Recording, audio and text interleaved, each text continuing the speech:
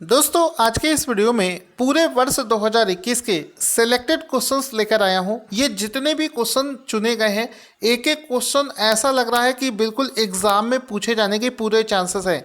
तो दोस्तों इस टॉप एमसीक्यू में आप सभी का स्वागत है। और जो लोग पहली बार हमारे इस वीडियोस को देख रहे हैं वो चैनल को सब्सक्राइब भी करें। देखिए अभी रिसेंट में क्या हुआ है कि महिलाओं की शादी की उम्र बढ़ा दी गई है। प्रधानमंत्री मोदी को एक बहुत ही शानदार एक नया अवार्ड दिया गया है। साथ ही साथ में टाइम्स में पर्सन ऑफ द ईयर के रूप में एक व्यक्ति को चुना है। इन सभी क्वेश्चंस का डिस्कशन करेंगे। पहला क्वेश्चन है कि केंद्रीय मंत्रिमंडल ने महिलाओं की जो शादी की उम्र होती है, न्यूनतम उम्र जो होती है, उसको 18 वर्ष से बढ़ाकर कितने वर्ष करने का एक प्रस्ताव जो है वो पास कर दिया है। तो आंसर हो जाएगा इसका ऑप्शन नंबर डी, यानी कि अब महिलाओं की जो न्यूनतम विवाह करने की उम्र है अब उसको 21 साल कर दिया है, 21 ईयर। ठीक है, तो इसको 21 ईयर कर दिया है। ऑप्शन नंबर डी इसका राइट आंसर हो जाएगा। अब इसमें आप देख सकते हैं, इसमें देखो लिखा है यूनियन कैबिनेट ने given nod to raise women's marriage after age to 21। पहले लड़कियों की जो विवाह की जो न्यूनतम आयु थी वो मात्र 18 वर्ष थी। अब क्या होगा कि मिनिमम 21 साल की लड़की जब हो जाएगी उसके बाद में ही आप उसकी शादी कर पाएंगे। उससे पहले कानून के रूप में वो सही नहीं माना जाएगा। अब इसमें दोस्तों कई क्वेश्चन बन सकते हैं, जैसे कि कौन सी ऐसी कमेटी है जिसने इस सिफारिश को सरकार को दिया है। तो नीति आयोग में जया जेटली की अध्यक्षता में वर्ष 2020 में एक टास्क फोर्स बना था जिसने इस चीज़ की सिफारिश करी है। और वो जो टास्क फोर्स बना था उसकी अध्यक्षता थी जया जेटली। इसको आप लोग याद रखेंगे। आपको पता है दोस्तों इसमें और भी क्वेश्चन पूछे जा सकते हैं कि अभी जो वर्तमान में महिलाओं की शादी की जो न्यूनतम उम्र थी वो थी 18 साल, लेकिन इससे पहले ये उम्र जो है ये 15 साल हुआ करती थी। 15 साल कब होती थी? 1978 में महिलाओं की जो शादी करने की उम्र है उसको 15 साल से बढ़ाकर 18 साल किया गया था। कब किया गया था? 1978 में किया गया था, और लगभग 43 ईयर्स के बाद में अब इसको 18 से बढ़ाकर पुनः 21 कर दिया गया है। अब चूंकि महिलाओं की बात चली है तो अंतर्राष्ट्रीय महिला दिवस 8 मार्च को मनाते हैं, अंतर्राष्ट्रीय बालिका दिवस 11 अक्टूबर को मनाते हैं, राष्ट्रीय बालिका दिवस 24 जनवरी को मनाते हैं। इतनी डिटेल के साथ में मैं पूरे चैलेंज के साथ कह सकता हूं कि बहुत ही कम लोग होंगे जो इतने डिटेल के साथ में आपको क्वेश्चंस करवाते होंगे। अगले क्वेश्चन पर चलने से पहले आपसे कहना चाहूँगा कि हमारे ईयरली करंट अफेयर्स को लॉन्च कर दिया गया है। पूरे वर्ष 2021 का जो सालाना पीडीएफ है उसको आप खरीद सकते हैं एक डिस्काउंटेड प्राइस पर मात्र 150 रुपये में। लिंक वीडियो के डिस्क्रिप्शन बॉक्स में दे रखा है। क्वेश्चन बनेगा किस देश के ने प्रधानमंत्री मोदी जी को अपने देश का सर्वोच्च नागरिक पुरस्कार जिसका नाम है नगादग पेलगी खोरलो पुरस्कार से सम्मानित किया है। तो आंसर हो जाएगा भारत का पड़ोसी देश भूटान जो है उसने अपने देश का सर्वोच्च नागरिक पुरस्कार प्रधानमंत्री मोदी जी को दिया है। ऑप्शन नंबर सी इसका राइट आंसर हो जाएगा। इस पुरस्कार का नाम क्या है? इसका नाम है नागदाग पेल जी खोरलो। ये इस पुरस्कार का नाम है जो कि भूटान सरकार के द्वारा प्रधानमंत्री मोदी जी को प्रदान किया गया है। अब इसमें आप देख सकते हो लिखा है Bhutan confers highest civilian award to प्रधानमंत्री मोदी। ये अवार्ड प्रधानमंत्री मोदी जी को अपने पड़ोसी देश के प्रति अच्छा काम करने के लिए दिया गया है। इसके अलावा प्रधानमंत्री मोदी जी को दुनिया के कई और बड़े देश हैं जिनके द्वारा पहले से ही सम्मान दिया गया है, जैसे कि अब्दुल अजीज अल सऊद का आदेश ये सऊदी अरब ने प्रधानमंत्री मोदी को दिया है। इसके अलावा अफगानिस्तान सरकार ने गाजी अमीर अमानुल्लाह खान ये दिया है। फिलिस्तीन राज्य पुरस्कार का ग्रैंड कॉलर पुरस्कार ये फिलिस्तीन के द्वारा मोदी जी को दिया गया है। और भी नाम है, लेकिन हम लोग चलते हैं अगले क्वेश्चन की तरफ। उससे पहले क्योंकि दोस्तों अभी जो पुरस्कार हमने डिस्कस किया है वो भूटान देश ने दिया है, तो भूटान देश के बारे में, भूटान की कैपिटल है थिम्पू, प्रधानमंत्री का नाम है लोटे सेरिंग, मुद्रा है भूटानी निग्युल ट्रम। भूटान देश का राष्ट्रीय खेल है तीरंदाजी। ये चीज़ एग्जाम में बहुत ज़्यादा पूछी जाती है। पड़ोसी देशों का राष्ट्रीय खेल, राष्ट्रीय पुष्प, सब कुछ एग्जाम में पूछा जाता है। ये जो भूटान देश है, भारत के कौन कौन से राज्य से अपनी सीमा साझा करता है, एग्जाम में बहुत ज़्यादा पूछते हैं।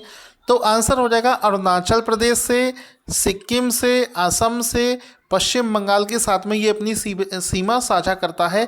यानी कि 1, 2, 3 और 4, भारत के 4 राज्यों से अब भूटान देश जो है ये सीमा साझा करता है। आई होप आपको याद हो गया होगा। इसके बाद में दोस्तों बहुत ही शानदार क्वेश्चन है कि हाल ही में यूनेस्को ने किसे अपनी 2021 की इनटेंजिबल कल्चरल हेरिटेज, अमूर्त सांस्कृतिक विरासत की सूची में शामिल करने की घोषणा कर दी है। तो हम पूरे भारतवासियों के लिए एक सौभाग्य की बात है कि भारत में मनाई जाने वाली एक दुर्गा पूजा जो है, दुर्गा पूजा महोत्सव को यूनेस्को ने अपने इनटेंजिबल कल्चरल हेरिटेज में शामिल कर लिया है। ऑप्शन नंबर डी इसका राइट आंसर हो जाएगा। इसका एक बढ़िया सा फोटो देखो। दुर्गा पूजा जो कि पूरे भारत में होती है, ये लिखा है कि यूनेस्को ने इसको अपनी इनटेंजिबल हेरिटेज साइट की लिस्ट में शामिल कर लिया है। अब इसमें एक चीज़ और आप देखो कि इसके साथ में दुर्गा पूजा के शामिल होने के साथ में भारत में ये जो यूनेस्को की इनटेंजिबल स्मारकों की जो संख्या है वो बढ़कर त्योहारों की इवेंट्स की संख्या जो है ये बढ़कर 14 हो गई है। 14 हो गई। कितनी हो गई? 14। इनटेंजिबल हेरिटेज लिस्ट की जो संख्या है वो भारत के लिए 14 हो गई। यानी कि भारत के 14 प्रोग्राम जो है इसमें लिस्टेड हो गए हैं। अब इसमें आप देख सकते हो ये लिस्ट जो है, इससे पहले देखिए 13वां जो था वो कुंभ का मेला 2017 वाला, 17 में तो 2017 में कुंभ के मेलों को भी यूनेस्को के द्वारा रिकॉग्नाइज किया गया था। इसके अलावा योगा को किया गया है, इसके अलावा रामलीला को किया गया है, वैदिक चैंटिंग को किया गया है। ठीक है, तो ये सभी मतलब 14 अब ऐसे इवेंट हो गए हैं जिसको यूनेस्को ने अपनी लिस्ट में शामिल कर दिया है। क्वेश्चन बन जाएगा किसे वर्ष 2021 का doctor Ida S Scudder humanitarian operation पुरस्कार से सम्मानित किया गया है। एक बार फिर से देख लेना, वर्ष 2021 का doctor Ida S Scudder humanitarian award जो है ये वर्ष 2021 के लिए दिया गया है अजीम प्रेम जी को। ऑप्शन नंबर डी इसका राइट आंसर हो जाएगा। अजीम प्रेम जी को इस पुरस्कार से सम्मानित किया गया है और इस बार 10वां ईडा एस स्कडर ह्यूमैनिटेरियन अवार्ड जो है प्रदान किया गया है। अब ये जो व्यक्ति हैं अजीम प्रेम जी, ये कौन है? ये विप्रो कंपनी के संस्थापक हैं, अध्यक्ष हैं और इस समय फाउंडेशन के संस्थापक हैं। तो ये इस वजह से इनको दिया गया है, इनके अच्छे कार्य को देखते हुए उनको ये पुरस्कार दिया गया है। टाइम पत्रिका ने किसे वर्ष 2021 के एथलीट ऑफ द ईयर, वर्ष 2021 के एथलीट ऑफ द ईयर के रूप में चुना है?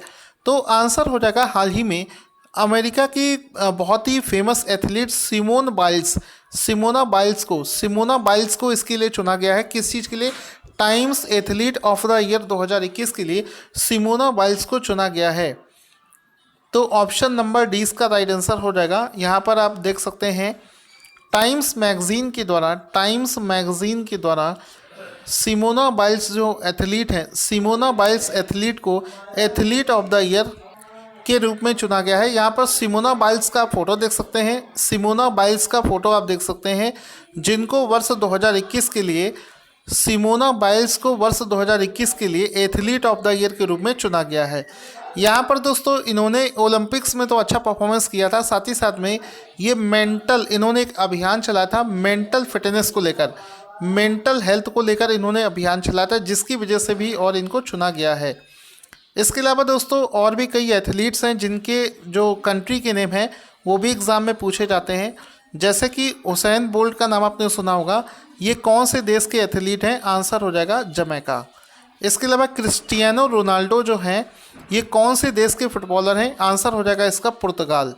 तो ये चीज़ भी आपको याद रखनी है, एग्ज़ाम में बहुत ज़्यादा पूछा जाता है। इसके बाद इसके अलावा दोस्तों अगला शानदार क्वेश्चन बना है, टाइम्स मैगजीन ने किसे वर्ष 2021 का person of the year, person of the, person of the year, ठीक है।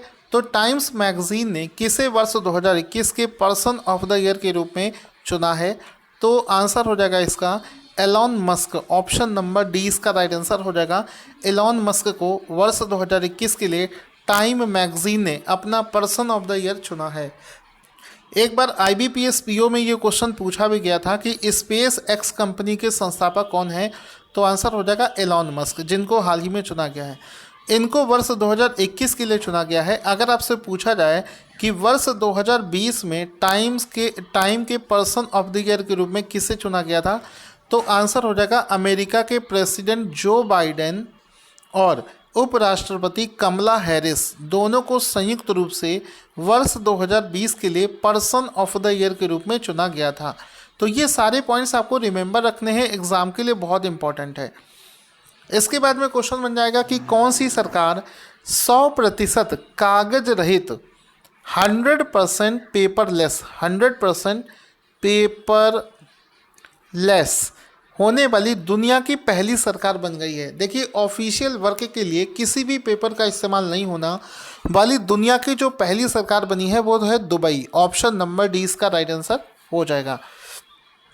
तो यहाँ पर आप देख सकते हैं दुबई जो है ये वर्ल्ड्स फर्स्ट, पूरी दुनिया की पहली ऐसी गवर्नमेंट है जो 100% पेपरलेस बन गई है। सारे काम डिजिटल फॉर्मेट में किए जाते हैं। तो दुबई जो है ये UAE देश का एक शहर है जो कि पहला ऐसा देश शहर बना है। UAE देश के बारे में देखते हैं। UAE की जो कैपिटल है वो है अबू धाबी। करेंसी का नाम है दिरहम और प्रेसिडेंट का नाम है खलीफा बिन जायद अल नहयान। दोस्तों, अगर आपको ये हमारी क्वेश्चन की सीरीज अच्छी लग रही है तो वीडियो को लाइक ज़रूर करें और जितने लोग पहली बार देख रहे हैं वो चैनल को सब्सक्राइब भी करें। अगला क्वेश्चन है, Abu Dhabi Grand Prix 2021 championship को किस प्लेयर ने जीत लिया है? तो आंसर हो जाएगा इस प्रतियोगिता को जीता है यहाँ पर option number C Max Verstappen ने। हाल ही में किए गए इस इवेंट को Abu Dhabi Grand Prix 2021 championship को मैक्स वर्स्टापेन ने जीता है। ऑप्शन नंबर सी इसका राइट आंसर हो जाएगा। इसमें आप देख सकते हो मैक्स वर्स्टापेन जो है उन्होंने जीत लिया है अबू धाबी ग्रैंड प्रिक्स 2021 को।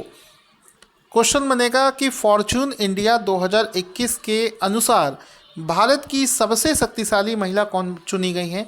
तो क्वेश्चन अपने आप में मोस्ट इम्पॉर्टेंट है। फॉर्च्यून की जो लिस्ट है ये वाला क्वेश्चन एग्जाम में बहुत ज़्यादा पूछा जाता है। तो भारत की सबसे शक्तिशाली महिला बनी है भारत की जो इस समय की फाइनेंस मिनिस्टर हैं Nirmala Sitharaman. Option number D इसका राइट आंसर हो जाएगा। इसमें आप देख सकते हैं लिखा है Fortune India's most powerful women in the list of 2021। Nirmala Sitharaman जो है उन्होंने इस लिस्ट में टॉप कर दिया है। साथ ही साथ में अगर हम इसमें टॉप के 3 नेम देखेंगे तो निर्मला सीतारमन को पहला स्थान मिला है, नीता अंबानी को दूसरा और सौम्या स्वामीनाथन को इसमें तीसरा स्थान प्राप्त हुआ है। इस समय प्रधानमंत्री मोदी देश के अलग अलग राज्यों में कई नई परियोजनाओं को लॉन्च कर रहे हैं। उनमें से एक योजना है कि किस राज्य में माँ उमिया धाम विकास परियोजना की आधारशिला रखी है। तो आंसर हो जाएगा इसका ऑप्शन नंबर डी यानी कि Gujarat. Option number D Gujarat इसका राइट आंसर हो जाएगा, जहां पर माँ उमिया धाम डेवलपमेंट प्रोजेक्ट की आधारशिला रखी गई है। ऑप्शन नंबर डी इसका राइट आंसर हो जाएगा। इसमें आप देख सकते हैं Narendra Modi addressed the foundation stone laying of माँ उमिया धाम प्रोजेक्ट इन गुजरात। तो इस प्रोजेक्ट को गुजरात में हाल ही में इस्टेब्लिश किया जा रहा है। गुजरात के CM का नाम आप जानते होंगे। लोकसभा सीट की संख्या है 26 एंड राज्यसभा सीटों की संख्या है यहाँ पर 11। इसके अलावा गुजरात राज्य में जो नेशनल पार्क हैं जो कि एग्ज़ाम में बहुत ज़्यादा पूछे जाते हैं, तो गुजरात के कौन कौन से नेशनल पार्क हैं जो कि एग्ज़ाम में पूछे जाते हैं वो, तो इसमें देखो Gir national park, marine national park, Velavadar, Vansda और जो अगर प्रमुख वन्यजीव अभ्यारण्य तो जम्बू घोड़ा वन्यजीव अभ्यारण्य। तो यहाँ पर दोस्तों आप देख सकते हैं कितना कमाल के ये क्वेश्चन है। एक भी क्वेश्चन आपको ऐसा नहीं लग रहा होगा कि एग्जाम के लिए इंपॉर्टेंट ना हो। सभी क्वेश्चन बहुत ही धांसू लेवल के हैं। अगर आप पूरे वर्ष 2021 का ऐसे ही शानदार क्वेश्चंस का पीडीएफ लेना चाहते हैं तो मात्र 150 रुपये में आपको वो पीडीएफ मिल जाएगा। Thank you for watching this video.